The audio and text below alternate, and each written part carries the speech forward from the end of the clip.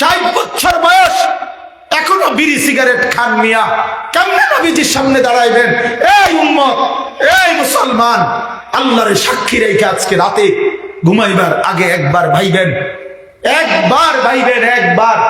60 বছর বয়সেও বিড়ি সিগারেট ছাড়তে পারেন নাই, 60 বছর বয়সেও গালি দেওয়া বন্ধ করতে পারেন নাই, 60 বছর বয়সেও চা দোকানে নাচ গান বেড়ি দেখার অভ্যাস ছাড়তে পারেন নাই, 60 বছর বয়সেও সুদের টাকা নিচ্ছেন, কিস্তিতে টাকা নিতেছেন। আরে হারামখোর, কেমনে নবীর সামনে দাঁড়াইবা? কেমনে দাঁড়াইবা বাপ? ওই চাচা,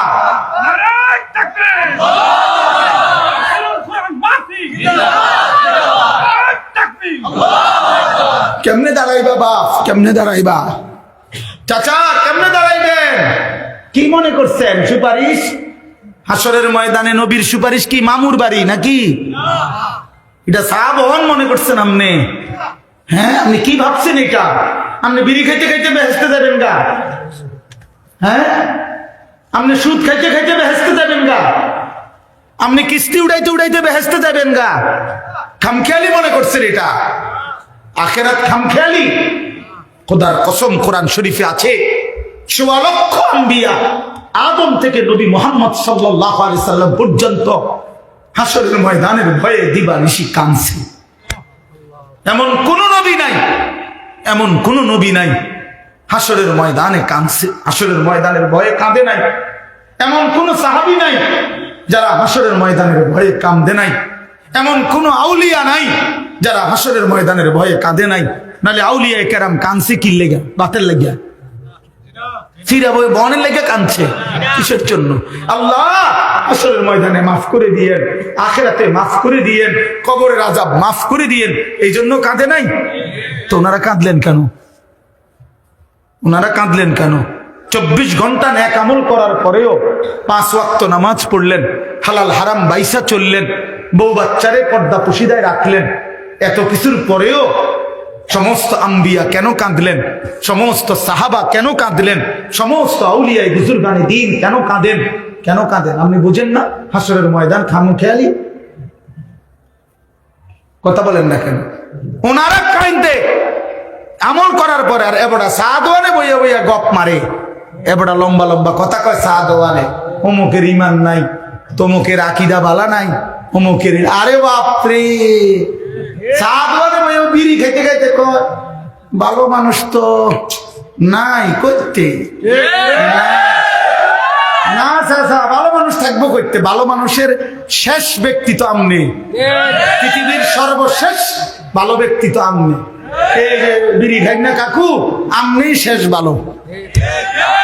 এই আমনে আরি যে বেটার কাছে বিড়ির গন্ধে কাছে যাওয়া যায় না, আপনি পৃথিবীর সর্বশেষ ভালো ব্যক্তি। কোন কারণে পৃথিবীতে আপনি যদি মইরা যান তো কিয়ামত সাথে সাথে ইসরাফিল ফু দিয়াল, কারণ এরপরে আর ভালো মানুষ আইব করতে। এবারেই তো শেষ, এবারেই তো সাদওয়ানে বইয়া সিদ্ধান্ত দিয়া দিছে ভালো মানুষ তো নাই করতে। টেলিভিশন চায়, টেলিভিশনের দিকে তাকায় তাকায় একবার আস্তাগফিরুল্লাহ আস্তাগফিরুল্লাহ, কি তো কি শুরু হইলো দেশটার মধ্যে। আমি বলছি একদিন রে চাচা, আপনি যেটি চাইতে আছেন এটি শুরু হয়েছে। আর কি শুরু হয়েছে মানে? নাটক শুরু হয়েছে, সিনেমা শুরু হয়েছে, আর বেডির নাচ শুরু হয়েছে।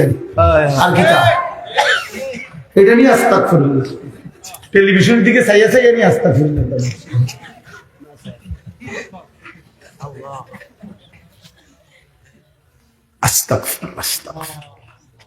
কথা শেষ।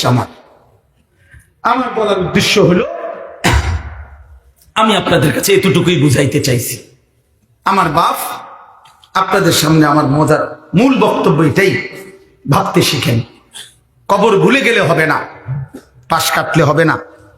আপনি পাশ কাটটা যাইতে পারতেন না, এনে যাইতে হবে এটার ভিতরে, ঠিক কিনা বলেন না? আরে নওজোয়ান বলো না? তাইলে বন্ধু আমার বাপ, তুমি যেমন পড়ালেখা করছো আমিও পড়ালেখা করছি। আমি জেনারেল লাইনেও পূর্ণ পড়ছি, মাদ্রাসার লাইনেও পুরা পড়ালেখা করছি। এজন্য বন্ধু, আমি সায়েন্স পড়ছি, আমি কুমিল্লা ভিক্টোরিয়া কলেজ থেকে মাস্টার্স পাস করছি, আমি বিজ্ঞান বিভাগ থেকে এসএসসি পাস করছি দাখিল। অতএব তুমি আমারে অনুরোধ করছি, নওজোয়ান, তুমি ভুল করো না, তুমি ভুল করো না। শুধু বাত মাসের হিসাব মিলাইলে হতো না। শুধু একটা চাকরি, একটা ব্যবসা, একটা বিয়া, একটা বিল্ডিং, একটা বিদেশ, বন্ধু আমার একটা মোটরসাইকেল, এতটুকুর হিসাব মিলাইলে হবে না দোস্ত। আমরা মুসলমান, আমাদের আখিরাত আছে, আমাদের কবর আছে। আর আপনারা যারা বাবা আছেন, অভিভাবক, আপনাদের কাছে অনুরোধ, আপনি এই সংসারের দিকে তাকাইয়া দেখছেন, বিল্ডিং করছেন, সোফা বানাইছেন, খাট বানাইছেন, আমার বাপ এতটুকু হিসাব মিলাইয়া মুসলমান কবরে গেলে হবে না। আমার জিফুতের লাগিয়া খাট সংসারে সব করে দিয়ে আইছি। কি করে দিয়ে আসছি? এই সোফা টোফা এডি 20 বছর পরে দেখবেন আপনি আইলে কিচ্ছু নাই।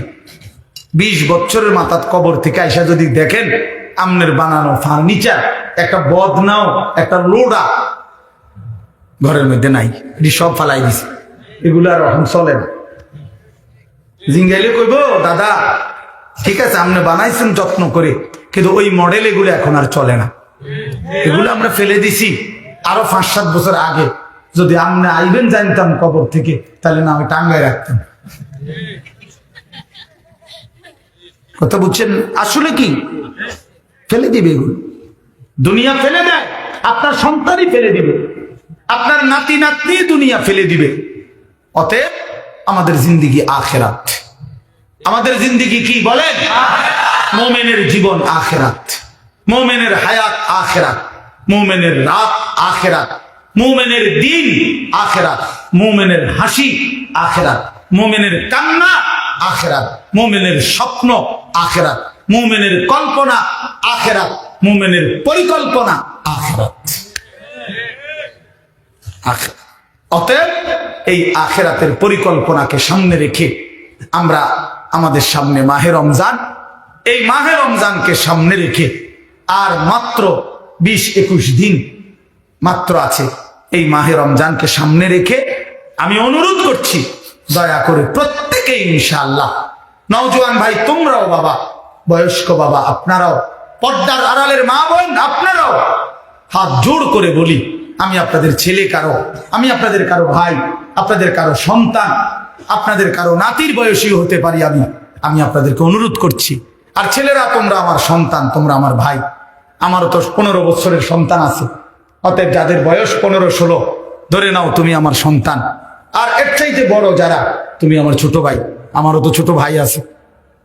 আমি চাই না আমার সন্তান নষ্ট হয়ে যাক, আমি চাই না আমার ছোট ভাই বরবাদ হয়ে যাক, আমি চাই না আমার বাপ চাচা দাদা জাহান্নামী হোক। এই আশা নিয়ে আমি অনুরোধ করলাম, মাহে রমজানকে সামনে রেখে চলেন গুনাহ ছেড়ে দেই। হিম্মত করি বাপ, ছেলেরা বলো না বাবা, একটা মজবুত সিদ্ধান্ত নিয়া নারী ছবি, অশ্লীলতা, মোবাইলের আসক্তি, নারীর আসক্তি, মদ জুয়া, নাচ গান বন্ধু ছেড়ে দাও। হিম্মত করো, তুমি পারবা ইনশাআল্লাহ, তুমি পারবা। বাবা চাচাদেরকে বলি, হারাম রোজগার ছেড়ে দেন, বিড়ি সিগারেটের অভ্যাস ছেড়ে দেন, চা দোকানের আড্ডা ছেড়ে দেন।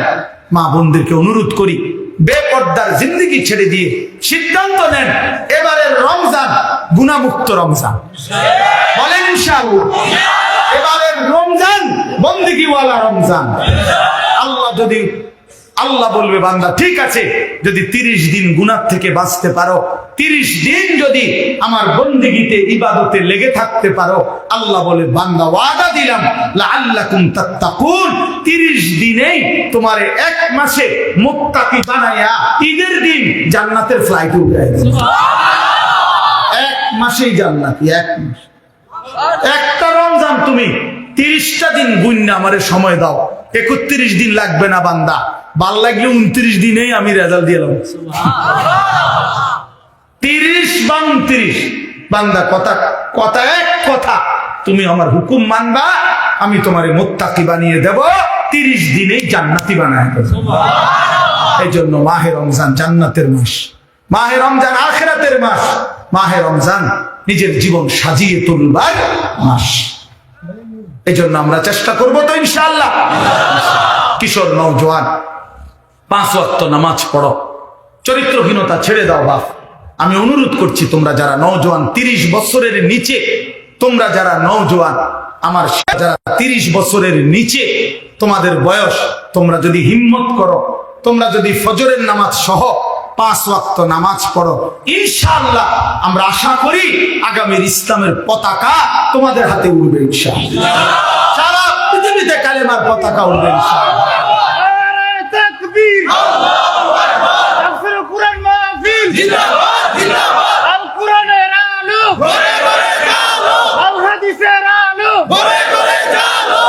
মাশাআল্লাহ। সারা পৃথিবীতে যুবক মনে রাখো, সারা পৃথিবীতে মুমিনের বিজয়, সারা পৃথিবীতে মজলুমের বিজয় বিজয় ইনশাআল্লাহ। দেখবা সময়ের ব্যবধান, ইসরায়েল যুদ্ধবিরতি দিয়ে পরাজয় স্বীকার করে যুদ্ধ বন্ধ রাখছে। 15 মাস লাগাতার যুদ্ধ করে, হত্যা করে, রক্তের বন্যা বইয়েও গাজা ফিলিস্তিনকে হারাইতে পারে নাই। ইসরায়েলের কুত্তারা হেরে গিয়ে যুদ্ধবিরতি দিয়ে কুত্তারা ইসরায়েলে ফিরে গেছে। এই অল্প সময়ের ব্যবধানে দেখবা ফিলিস্তিন এবং গাজাতে কালেমার পতাকা উঠছে ইনশাআল্লাহ। ইনশাআল্লাহ বললাম ইনশাআল্লাহ। সিরিয়াতে কালেমার পতাকা উঠছে, আফগানিস্তানে কালেমার পতাকা উঠছে। ইনশাআল্লাহ আগামী দিনে তোমাদের হাতেও কালেমার পতাকা উড়বে। আল্লাহ তৌফিক দেন, কবুল করেন, আমিন।